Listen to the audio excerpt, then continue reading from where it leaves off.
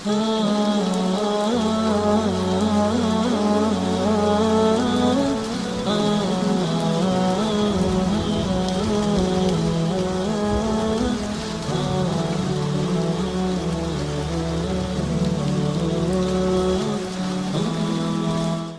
کتاب کون سی ہے کتب اربعہ میں سے؟ تہذیب الاحکام. کس کی لکھی ہوئی ہے؟ تہذیب الاحکام کس نے لکھی ہے؟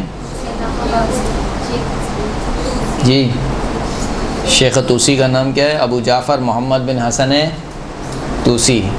محمدون الثلاث، 3 محمد مشہور ہیں ہمارے شیعوں میں. محمدون الثلاث، پہلے محمد کون ہے؟ محمد بن یعقوب کلینی. دوسرے محمد کون ہیں؟ محمد بن علی ہے، محمد بن علی بن حسین بن موسیٰ بن باوے القمی. اور تیسرے محمد کون ہے؟ شیخ طوسی ہیں، محمد بن حسن طوسی. محمدون الثلاث یعنی 3 محمد ہیں جنہوں نے 4 کتابیں لکھی ہیں. شیخ کلینی نے جو ہے وہ کافی لکھی ہے، اور شیخ صدوق نے ملا جاہد الفقی، اور شیخ طوسی نے 2 کتابیں لکھی ہیں، ایک تہذیب الاحکام اور دوسری الاستفسار. تہذیب الاحکام بھی جو ہے وہ فقہی کتاب ہے، اس میں روایت کو جمع کیا گیا ہے، اور شیعوں میں جو ہے وہ تیسرے نمبر پر آتی ہے. پہلی الکافی، دوسری ملا جاہد الفقی، اور تیسری کتاب جو ہے وہ کتاب تہذیب الاحکام. کتاب تہذیب الاحکام در حقیقت شرح ہے کتاب مقنعہ کی. کتاب مقنعہ جو کہ شیخ مفید نے لکھی ہے، اس کتاب کی شرح ہے کتاب تہذیب الاحکام. چونکہ شیخ مفید نے جو کتاب لکھی تھی کتاب مقنعہ، اس میں کچھ ایسی روایت موجود تھیں جو بظاہر آپس میں ٹکرا رہی تھیں. مثال کے طور پر جمعے کے دن راوی نے پوچھا کہ کیا نماز پڑھنی چاہیے؟ امام نے کہا کہ ہاں جمعے کے دن نماز ہو جائے گی. پھر ایک دوسری روایت میں آیا کہ کیا جمعے کے دن نماز ہو جائے گی، یعنی نماز جمعہ ہو جائے گی. تو امام نے کہا کہ نماز جمعہ بغیر امام کے نہیں ہو سکتی. تو اب ایک روایت میں آ رہا ہے کہ ہو جائے گی، ایک روایت میں آ رہا ہے کہ نہیں ہو سکتی. یعنی ایک روایت میں آ رہا ہے کہ جمعے کے دن پڑھنا چاہیے، ایک روایت میں آ رہا ہے کہ جمعے کے دن نہیں پڑھنا چاہیے. جیسے آج کل کچھ جو وہ افراد کہتے ہیں کہ یہ شیعہ جو کر رہے ہیں سب کے سب غلط کر رہے ہیں. جمعے کی نماز بھی غیبت میں نہیں ہو سکتی، عید کی نماز بھی غیبت میں نہیں ہو سکتی. وہ کچھ روایتیں اٹھا کے لے آتے ہیں کہ دیکھیں یہ جو روایتیں موجود ہیں، اور روایتیں بھی وہ لاتے ہیں جو ان کے مطلب کی ہیں. اسی کے نیچے یہ دوسری روایت لکھی ہوئی ہے وہ نہیں پڑھیں گے. مثال کے طور پر کہا کہ توضیح کا ایک پیج لگا دیں گے، کہا کہ عورت کے لیے اذان و اقامت دینا مستحب ہے. کہا دیکھیں یہ جو مجتہد ہیں یہ کہہ رہے ہیں کہ عورت کے لیے اذان و اقامت دینا مستحب ہے. امام جعفر صادق کہہ رہے ہیں کہ نہیں، عورت کو اذان و اقامت نہیں دینا چاہیے، اور وہ روایت پیش کر دیں گے. اسی کے نیچے ایک روایت موجود ہے کہ کوئی قباحت نہیں ہے کہ اگر عورت اذان دے یا اقامت دے. تو وہ روایت کیوں چھوڑ دی؟ وہ امام جعفر صادق کی روایت نہیں ہے. یعنی آپ کے اپنے مطلب کی روایت امام جعفر صادق کی روایت ہے، اور جو آپ کے مطلب پہ دلالت نہیں کر رہی ہے وہ آپ کے امام جعفر صادق کی روایت نہیں ہے. تو ایسے اور بہت سے مسائل ہیں کہ جن میں افسوس یہ ہوتا ہے کہ بسا اوقات تو لوگوں کو عربی بھی نہیں آتی ہے. اردو کتابوں سے لوگ جو ہے وہ روایتیں نکال کے لاتے ہیں. مثال کے طور پر ترجمہ ہو گئی ہیں کتابیں کافی ترجمہ ہو چکی ہے. کتاب ملا جاہد الفقی ترجمہ ہو چکی ہے. پہلے تو عربی کا مطلب سمجھنا، پھر روایت کو سمجھنا. فقہ اسی کو کہتے ہیں. اجتہاد اجتہاد کا معنی یہ نہیں ہے کہ قیاس کیا جاتا ہے. اجتہاد کا معنی یہ نہیں ہے کہ جو مجھے سمجھ میں آ رہا ہے، جو میری عقل میں آ رہا ہے، بلکہ اجتہاد کا معنی ہے کہ روایات سے آپ کو کیا سمجھ میں آ رہا ہے، روایت کیا کہہ رہی ہیں، روایت کی سند کیا کہہ رہی ہے، سند صحیح ہے نہیں ہے، جو روایت کا متن ہے وہ دلالت کر رہا ہے نہیں کر رہا ہے. یہ سارے کام ہیں جو کہ ایک فقیہ کو سمجھ میں آتے ہیں.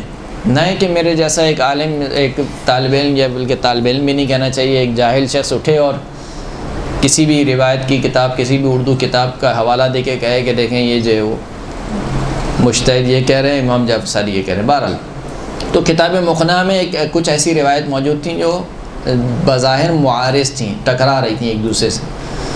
تو شیعوں نے کہا کہ دیکھیں یہ جو کتاب مقنعہ میں ایسی روایت ہیں، یہ جو ہمارے مخالفین ہیں وہ ہمیں طعنہ مارتے ہیں کہ دیکھو تمہاری کتاب میں ایک صفحے پر یہ والی روایت لکھی ہوئی ہے، دوسرے صفحے پر اسی کے بالکل برعکس روایت لکھی ہوئی ہے.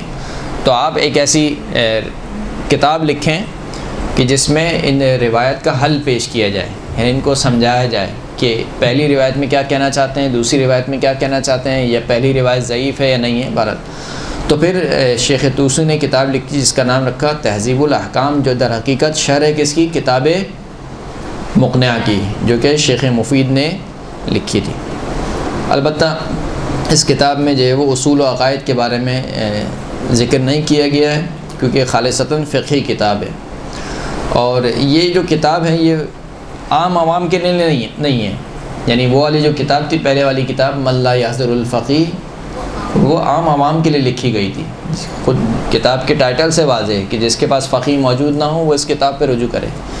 یہ جو کتاب لکھی گئی تھی یہ خالصتاً اجتہاد کے لیے لکھی گئی تھی، یعنی فقہا کے لیے، علماء کے لیے جو علم دین حاصل کر رہے ہیں ان کو اجتہاد کے ایک اور لیول پہ لے جانے کے لیے یہ کتاب لکھی گئی تھی۔ لہٰذا اس میں کچھ اصولی مباحث بھی موجود ہیں، کچھ رجالی بحثیں بھی اس کتاب میں موجود ہیں۔ لہٰذا اس کتاب میں جو ہے وہ جو ادلے ہیں جن سے شیخ طوسی نے استدلال کیا ہے وہ قرآن مجید ہے، ظاہر سی بات ہے سر فہرست، اس کے بعد احادیث قطعیہ یعنی احادیث متواتر یا وہ احادیث جو کہ حجت ہوں، پھر اس کے بعد اجماع مسلمین یا اجماع تشیع، اور پھر اس کے بعد آخر میں وہ روایت جو کہ ہمارے اصحاب کے درمیان، علماء کے درمیان مشہور روایت ہیں، ان سے استدلال کیا گیا ہے۔ اس کتاب کو تقریباً 393 باب میں تقسیم کیا گیا ہے، یعنی 393 باب پر مشتمل ہے، اور کل احادیث اس میں 13,590 نقل کی گئی ہیں۔ 13,500 احادیث نقل کی گئیں۔ کتاب کے آخر میں جو کتاب ہے وہ مشیخ اجازہ ہے، یعنی شیخ طوسی نے جن جن افراد سے احادیث کو لیا ہے، وہ اساتذہ کرام کے جن سے شیخ طوسی نے احادیث کو لیا ہے، ان کے بارے میں شیخ طوسی نے لکھا ہے کہ میں نے فلاں فلاں شخص سے یہ احادیث لی ہیں۔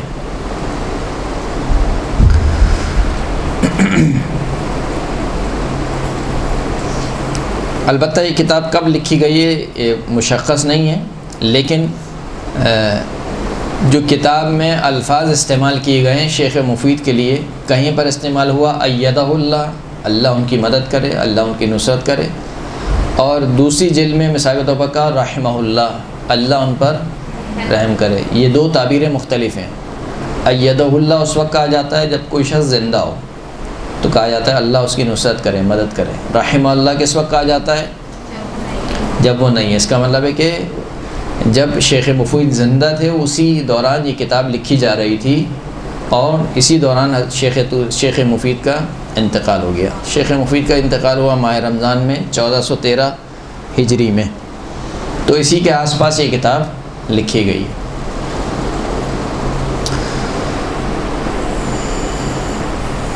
صلوات پڑھیں محمد و آل محمد۔